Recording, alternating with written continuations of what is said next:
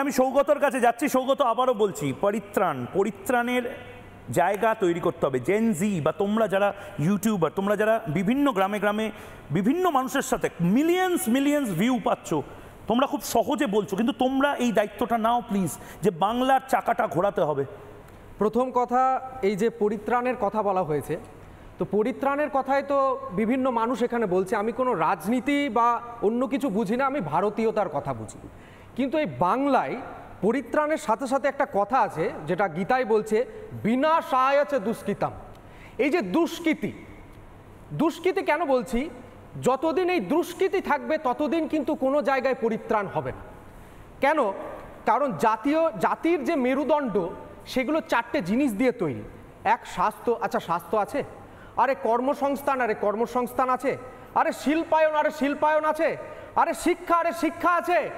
আরে বাসস্থান, যেটা এখন খুব চলছে।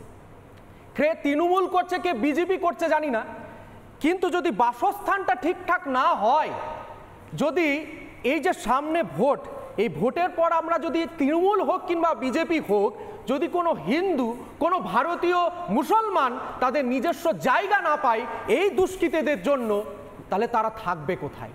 এই চাকরিটা কেন নেই? কারণ বাসস্থান অন্য কারো। এই স্বাস্থ্যটা কেন নেই? কারণ দুষ্কৃতীতে পরিপূর্ণ। এর শিল্পায়নটা কেন নেই? কারণ গুন্ডাতে পরিপূর্ণ। এই শিক্ষাটা কেন নেই? সেটা আপনারা প্রত্যেকেই জানেন।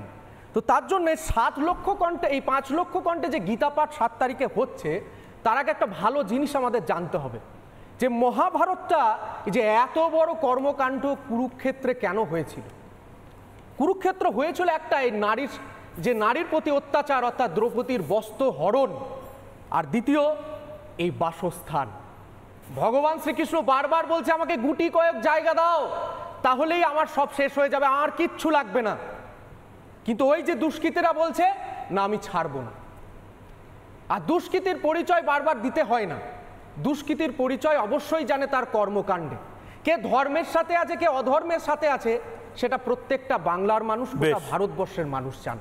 ঠিক স্বাগত এবং বাকি যারা রয়েছেন, কালকেও আমরা যুক্ত হব। তার কারণ পরশুদিন সেই অভূতপূর্ব দিন, যেদিন ব্রিগেড প্যারেড গ্রাউন্ডে বামপন্থীরা নয়, লাল পতাকা নয়, গেরুয়া পতাকা কোনো রাজনৈতিক দলের নয়, শুধুমাত্র শ্রীকৃষ্ণের বাণীকে ঝালিয়ে নেওয়ার জন্য আসবেন, এবং বাংলা হয়তো শপথ নেবে, পরিত্রাণ কে দেবে, এই প্রশ্নটা রেখে আজকে জবাব চাই বাংলা শেষ করছি। একটা ছোট্ট বিরতি নিচ্ছি, বিরতির পর ফিরে আসছি আমি ময়ূক, সঙ্গে থাকুন।